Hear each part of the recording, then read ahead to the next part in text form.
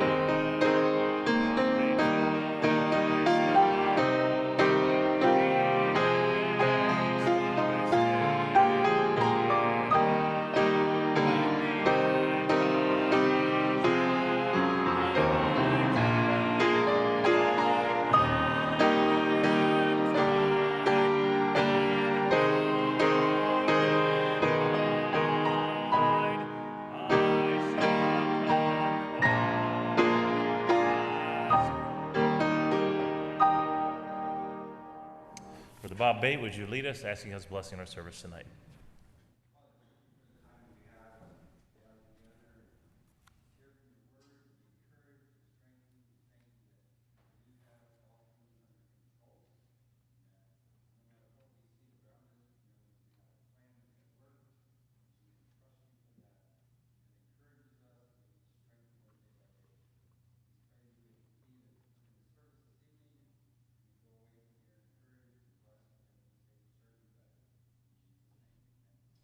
You may be seated. 220, 220. I would love to tell you what I think about Jesus, since I found in him a friend so strong and true. No one ever cared for me like he did. 220, first and last verses of this word.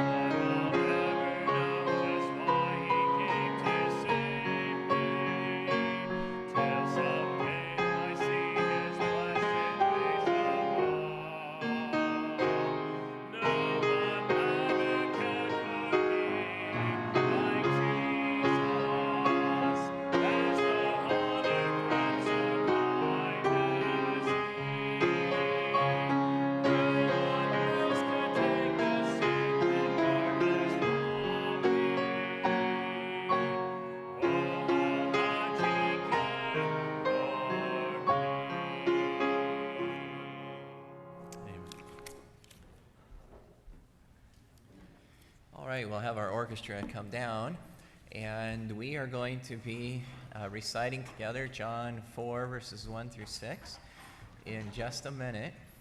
And you can go ahead and turn there, but we're going to do something definitely out of the ordinary tonight. I've asked Mr. Ware to again play the song that he ministered on Sunday evening on the piano. And the reason I'm having him do that is that it's very fitting for where we're at on the Lord's Day in the Gospel of Matthew in chapter 6. I'm also having him do that because I recognized a number of people did not know what he was playing. Actually heard somebody in the orchestra say, "What's he playing?" Somebody else said, "I have no idea." And then I got home, talked to my kids, and I recognized that several of my kids did not have a clue what he was playing. So he's going to play it again. I kept thinking, "Play it again, Sam," all day when I was trying to not stumble over that, making the announcement. But he's going to play it again, and we have the text tonight up here. So how many of you were not familiar at all with what he was playing? Okay. How many of you have never heard the Lord's Prayer sung or played? Okay. All right, so now people had completely forgotten what happened on Sunday night. But now we're starting to nod. So, and I'm just saying, I want to play it, one, for us to know it, but honestly, the Lord has used even it in my head this week as I'm trying to think through and pray in keeping with the model prayer, that there's been times I've even been singing it, and it's been helping me to keep myself focused on first-rate priorities and then other needs. So, Mr. Ware, if you'd play that, and I think, are we ready? All right, good.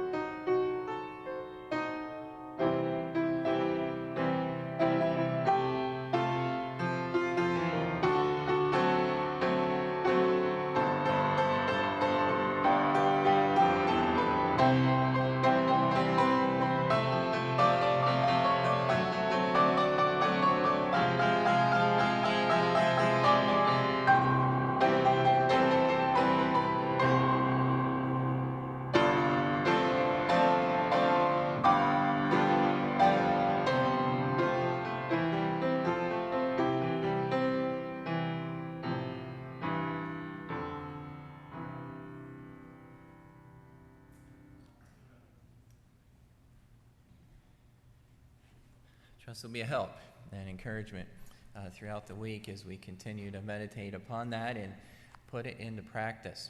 All right, John chapter 4, and tonight's section is verses 1 through 6. So if you are ready to say that, if you've worked on it, even starting back in verse 1, if you're not all the way to verse 6, we're glad to have you stand and say verse 1 or 2 or wherever you need to drop out. So go ahead and stand together, John chapter 4. And the rest of you that have not worked on it, feel free to just read it out loud along with us as we're getting through this chapter. Ready? John 4, 1 through 6. When therefore the Lord knew how the Pharisees had heard that Jesus made and baptized more disciples than John, Though Jesus himself baptized not, but his disciples, he left Judea and departed again into Galilee. And he must needs go through Samaria. Then cometh he to a city which is called Sychar, near to the parcel of ground that Jacob gave to his son Joseph. Now Jacob's well was there. Jesus, therefore, being wearied with his journey, sat thus on the well, and it was about the 6th hour. John 4, 1 through 6. All right, we'll add the next 3 verses. Those first 6 are just setting the scene for us to observe some interaction between Jesus and the Samaritan woman as he attempts to evangelize her. And it's a great opportunity for us to be challenged about personal evangelism and learn from the Lord. So keep working on that wherever you are. See if you can advance this next week into the next 3 verses up through verse number 9. We will dismiss in just a minute the children and the teens, and then we'll move together, those of us that remain in here, kind of front and center as we work through our John Bible study. I do want to just mention, so you're thinking if you want to have hard copy, there's hard copies on either end of this front pew, so you can get those, or you can get it on the device there that you have with you if you got the email this afternoon. I also want to remind you that this Saturday is the bridal shower for Sarah Herbster, and I know you ladies have been looking forward to that, and many of you have signed up. If you haven't, let us know. Make sure that you do that. And we did get a note out in the marketplace today, just reminding all of you ladies to bring food, so an appetizer, a snack, or a veggie/fruit tray. So I think our note coming from men said, "Please, or you're welcome to bring." My wife saw that and said, say, "Please bring," not "you're welcome to bring." So, excuse me, we have some guests that'll be coming as well, even outside of our church, and we have some cake and cookie dessert, but we would like for all of us to bring something so that we're prepared for our guests, and I know it'll be a wonderful time for you ladies together in fellowship, and also we trust a blessing to Sarah as she continues to prepare for her wedding. Good to have you back from Kentucky. Was it Kentucky? So continue praying for Zach and Sarah as they're seeking the Lord's mind about those days right after they are married. This coming Sunday at 5 o'clock, we are going to have a music meeting, so that would be for all those interested in the choir or any part of our special music ministry. So 5 o'clock, and that'll be in here. And then after the service, we have our business meeting. And again, if you have not picked up the church financial statement, proposed budget for next year, those are available up here as well as in the lobby. Encourage you to get that. We're just trying to encourage questions, comments, whatever discussion you'd like to have.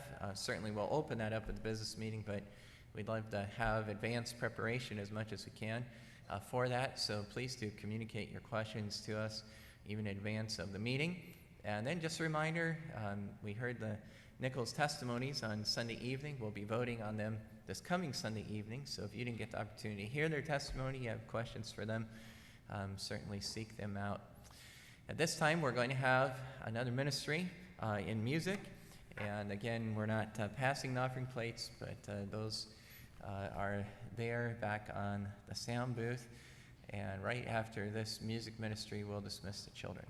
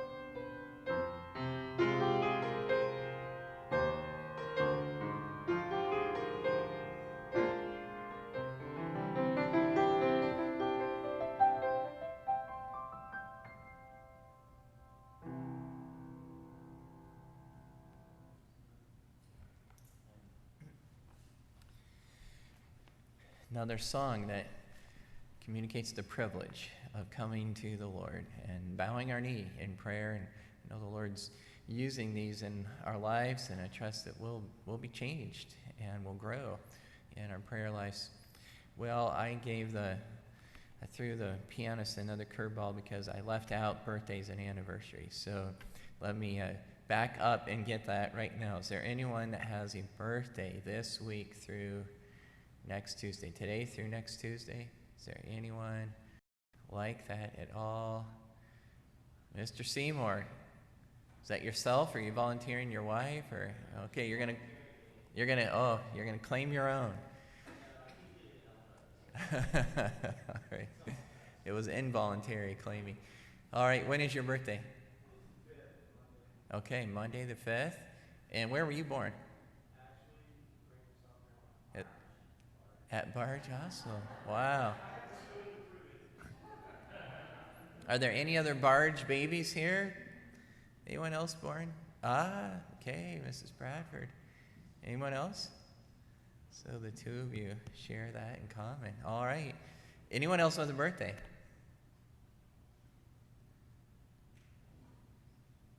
Is there somebody being left out here? All right, Mr. Seymour, would you stand? We get to sing to you.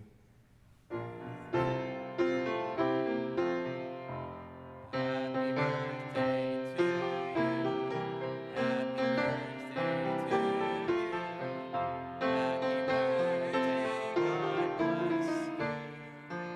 Happy birthday to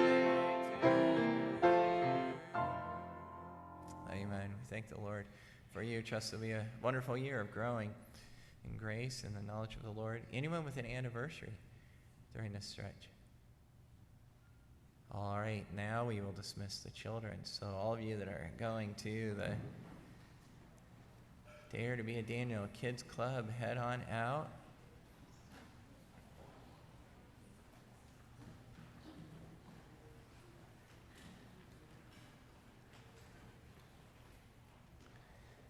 All right, teens, you can head out as well. And adults, don't forget that if you want hard copies, they're on the front pew here on either end of the pew. And as much as you're willing to do, be glad to encourage you to kind of come front and center so that it encourages some of our discussion time and being able to hear each other.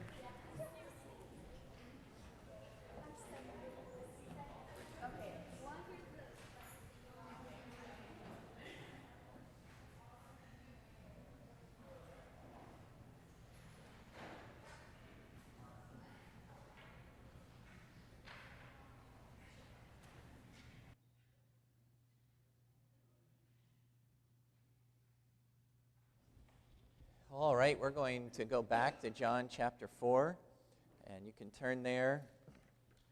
We're going to start reading again in verse 1, and we're going to read right down through verse number 14.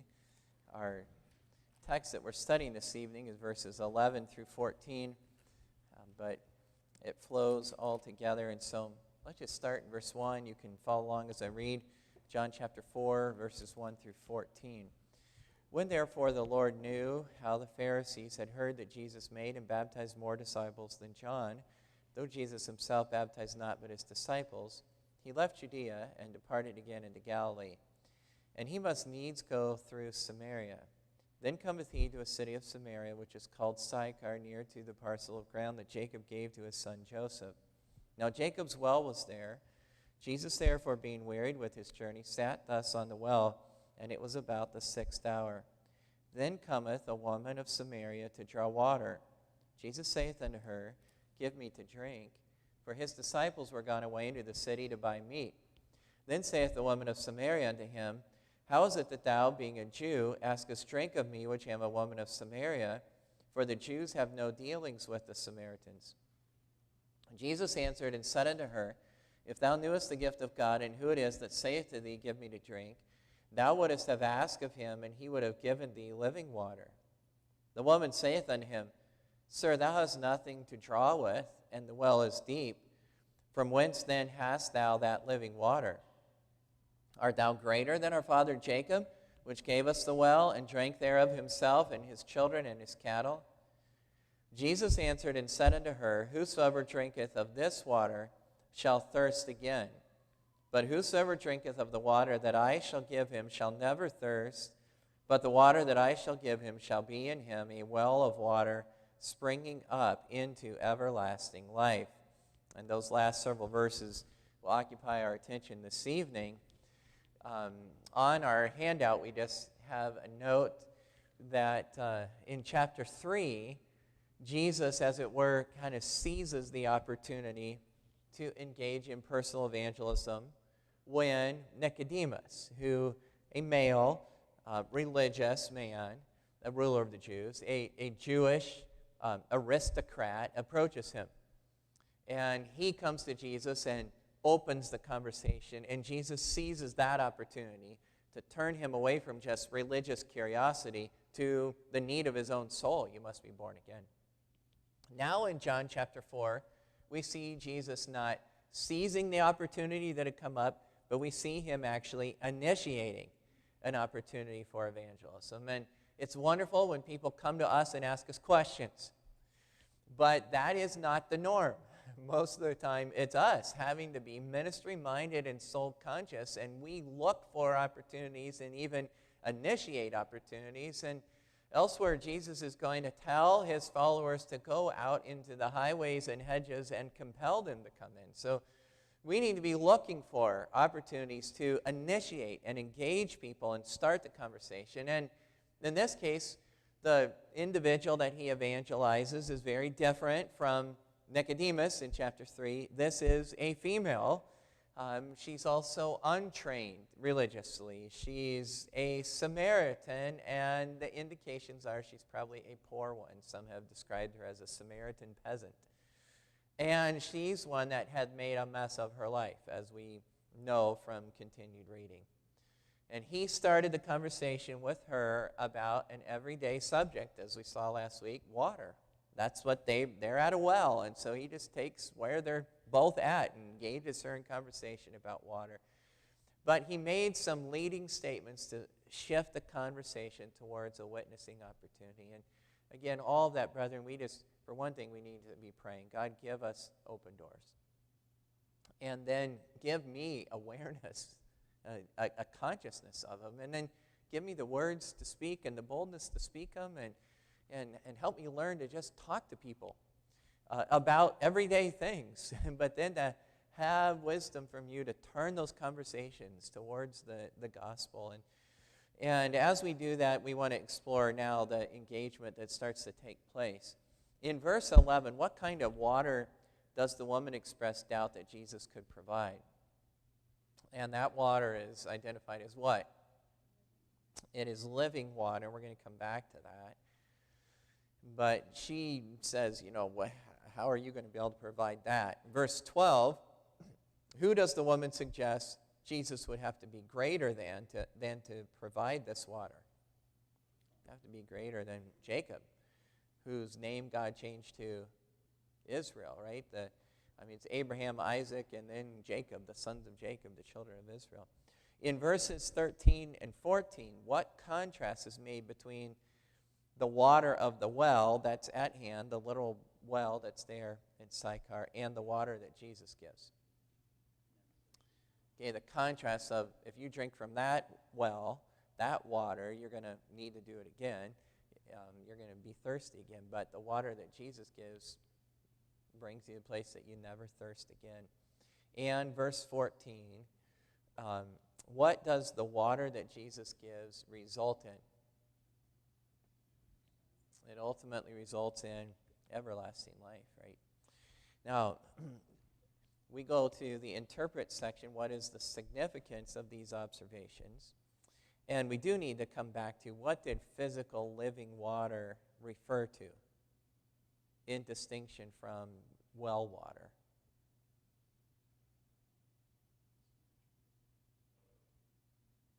Okay, I wasn't sure. I did prepare that Bible study, and then Daniel did the work on it on his own, and I got to watch it part of it because you're an hour ahead of us. We went to church in Wisconsin an hour later than you, but I could not remember if this was discussed. Does anybody know what living water is referring to? Physical living water. What was it referring to? What's the contrast there between well water? Okay, that was the expression for really kind of fresh, running water. The idea would be from a spring. It's moving. It's not just sitting in the well. Okay, so he's asking, give me to drink. She says, what are you talking to me for? And he says, hey, you could have asked me, and I'd give you living water. The first thing that's going to come to her mind is, fresh, spring, bubbling up, running water. All right? So that's what's in her mind there.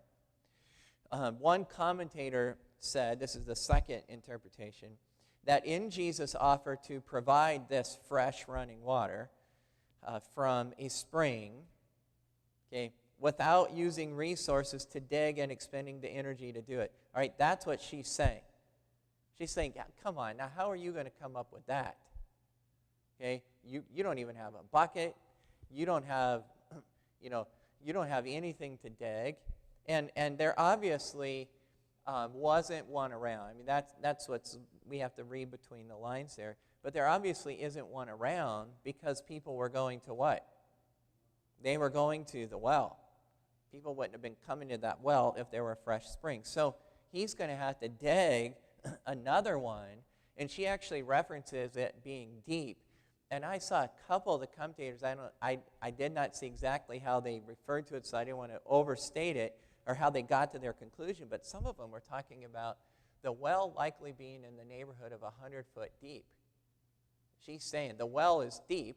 Okay, so when they dug that well, they had to go 100 feet just to get any water. You're standing here without any resources. How do you think you're going to come up with finding some new spring of bubbling fresh water? Okay, that's what she's asking. So again, when she says all of that, she's implying, again, that he's either greater than Jacob or, as one man said, a cheap charlatan. Okay? In light of the full development, which conclusion is she implying is her own viewpoint right now? Okay? And I would just say, in common everyday language today, she's saying, you're a nut. You're crazy. It's like, who do you think you are? That's what she's saying to him. She's saying, come on, we got this one well. You got nothing to dig with. This one's 100 foot deep. Who do you think you are that you're going to come up with that? Stop messing with me, is kind of her response. Now, which conclusion do we know to be the truth? She doesn't know what she's talking about. Are you greater than our father Jacob? And the answer to that is, yeah. Okay. In reality, he is. And she's about to learn that. And that's why all of this is just, it's amazing, the drama here, right? Number 3, Jesus' reply to the woman's skeptical question. That really is skeptical. Are you crazy? Are you a nut? What are you talking about? Get away from me. Okay. His reply, though, does involve wordplay with the expression thirst. Because, the water that you drink, you're going to thirst again. The water that I give you, you'll never thirst. So what kind of thirst can the water that he gives satisfy?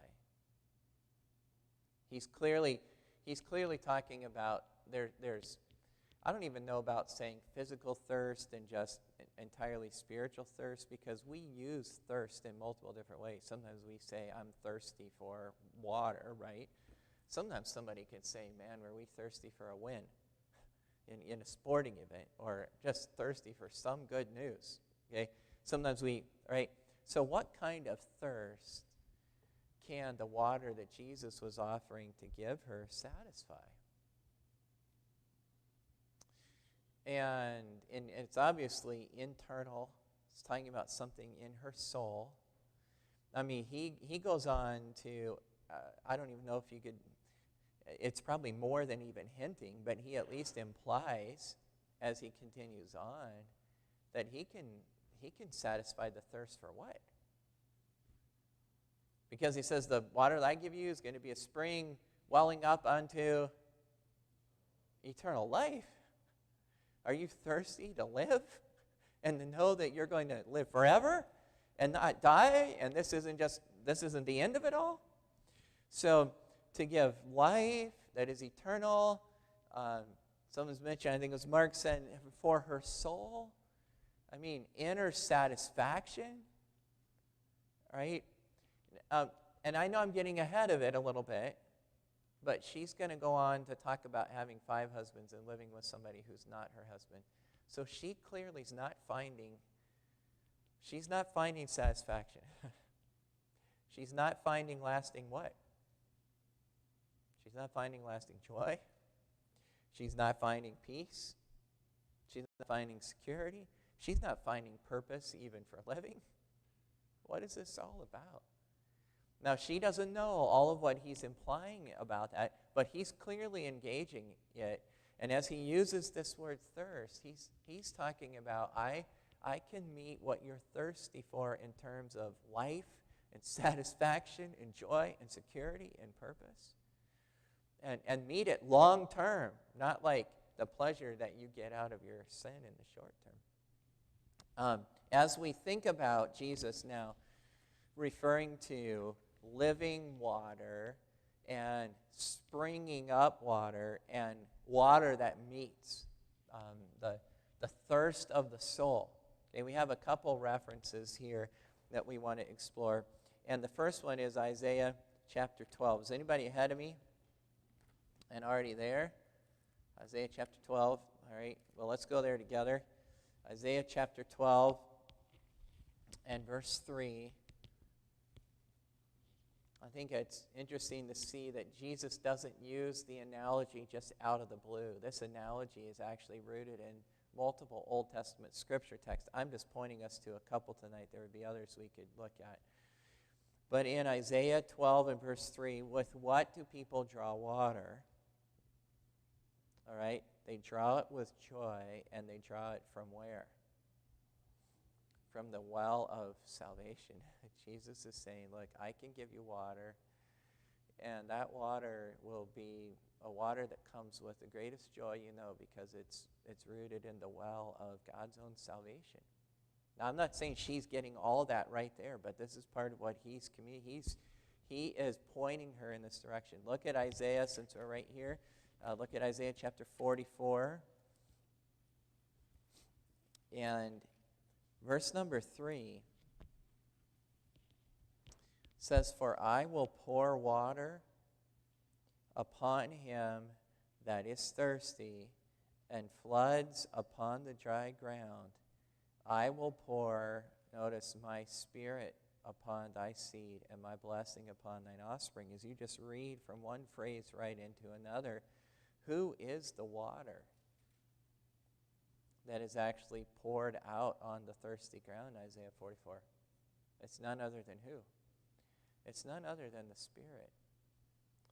And we're going to move right into the apply section, and we're going to see even more of these connections. Go to Ezekiel chapter 36.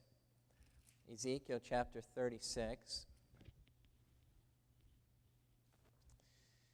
And our question, as we're going to look at verses 25 through 27, is what concepts accompany the water of the Spirit that's poured out in the heart. And you can see, notice verse 25, then will I sprinkle clean water upon you, and ye shall be clean.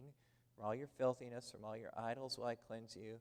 A new heart also will I give you, a new spirit will I put within you, and I will take away the stony heart of your flesh, and I will give you a heart of flesh, and I will put my spirit within you, cause you to walk in my statutes. Ye shall keep my judgments and do them. Again, you see another connection between water that cleanses and the Spirit's ministry. All right, so what concepts are accompany the water of the Spirit when it's poured out in the heart? Okay, right from the beginning, a cleansing, and not even just a cleansing, but you can actually add an additional description to that cleansing. What kind of cleansing? doesn't need to be too, this isn't, you don't have to overthink this. It's a cleansing that's where? Internal. This is even talking about an internal cleansing, right? What else is there? Gain the new heart.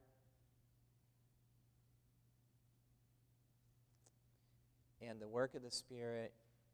And where does it all end in verse 7? It starts with that cleansing. It starts with that turning away from idols and sin. Then where does it finish in verse 27? Yeah, I'll put my Spirit within you and cause you to do what? Cause you to walk in my statutes. Ye shall keep my judgments and do them. What does the Spirit do from the inside? I mean, the Spirit cleanses, but the Spirit does what? It's the Spirit that compels us to walk in obedience, right? When God saves and God puts His Spirit inside, and the Spirit even like the water, and I think we could make other connections than we did back earlier in chapter 3. The Spirit even, it's as if the Spirit takes the water of the Word, right? The Spirit taking the Word from the inside of us, and He's washing, and He's changing our whole outlook, and He's giving us a compulsion to walk in obedience with the Lord, to live for the Lord. Those are the concepts connected together in Ezekiel 36. Look over back to Isaiah 55.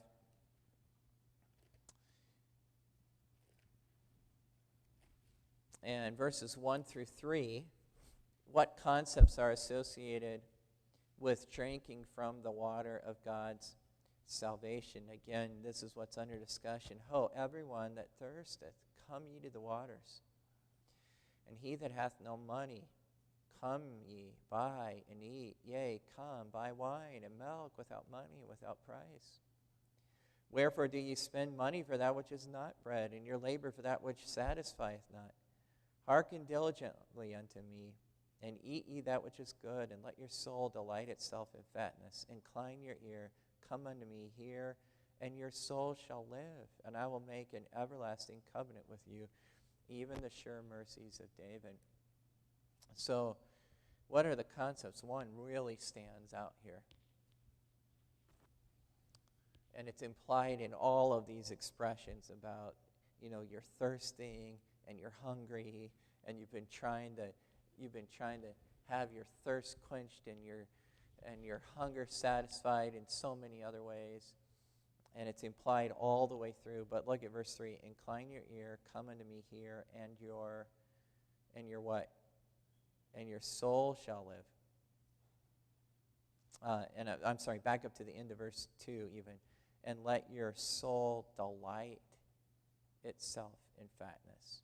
And then in verse 3, your soul shall live. So what concepts are associated with drinking from the water of God's salvation? One of them is just the simple delight even of the soul, right? And the other is life. I mean, real experiential life that God gives. And God, listen, God cleanses on the inside. God changes so that there's compulsion to walk in obedience. And God gives delight in the soul, real soul satisfaction. And God gives assurance of life. It's real.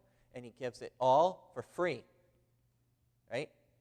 You don't have to work for it. You can't buy it. He gives it all for free by His grace in His saving work.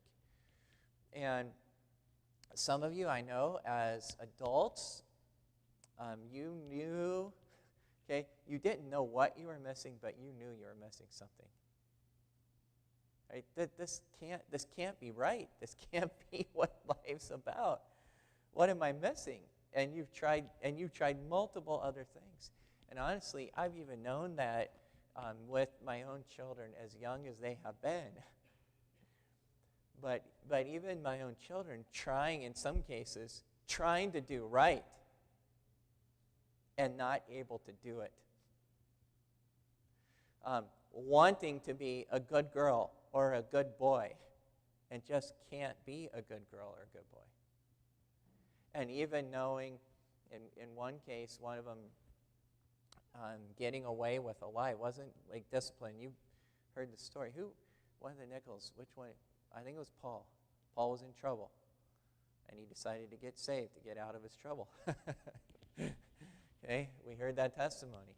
Well, one of my kids lied and got away with it. But after getting away with it, was sick and tired of lying and life being a lie. And didn't want his life to continue to be a lie. And that's what God used, really, at that moment. And you just think about the things that, whether we are little or older, the things that we tried to do to make life work, to be good, or to have pleasure, or to have purpose, and none of it was working. And then you hear in the gospel of Jesus Christ that he will cleanse you, right? That he will change you from the inside, and that he will give you real delight like you've never been able to find anywhere else. And you really live. Okay? And this is what Jesus is already pointing this woman to.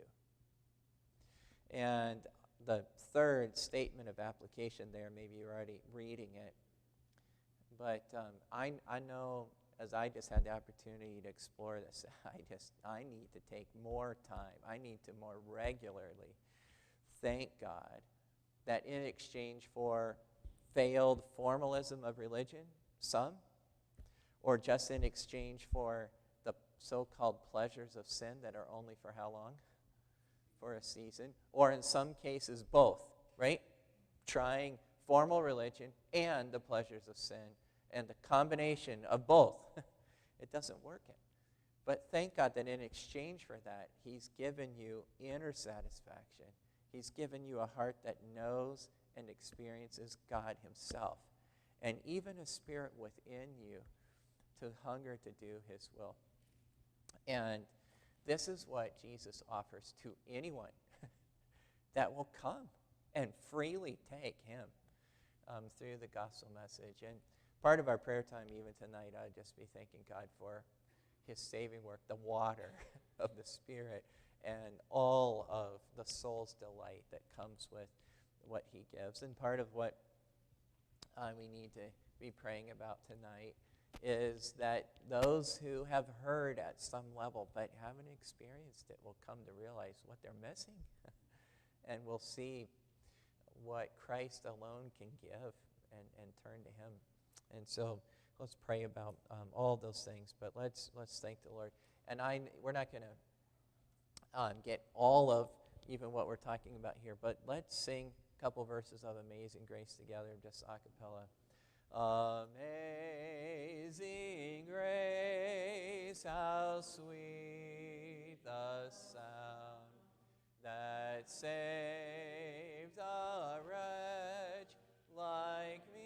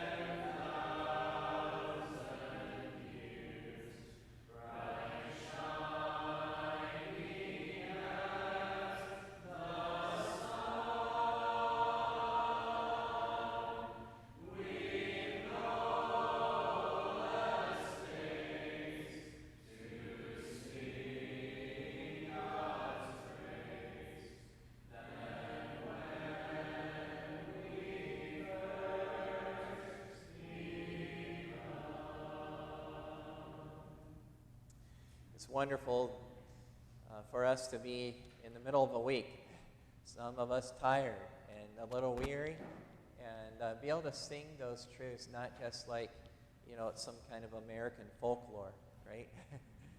But as we're singing them, know the witness of the Spirit and the truth springing up within our hearts and assuring us of so great salvation. And I trust that we will thank the Lord for that and know the reality of it. And I would just say, if there's anyone here that just says, I'm void of that, I don't know those realities. And I know I'm looking at faithful folks here tonight, but if there's any need in the soul, really, don't stay away. Take what Jesus freely gives and offers, and take the real thing for yourself. And I'd be glad to be any help to you. Anyone with prayer requests that you want to mention tonight, or maybe another one that's been mentioned in the past you want to update us about? Yes. Your kids are not feeling very well. Usually you and kids are to go over to my kids. Thankfully, just saw it, so I'm negative. Okay.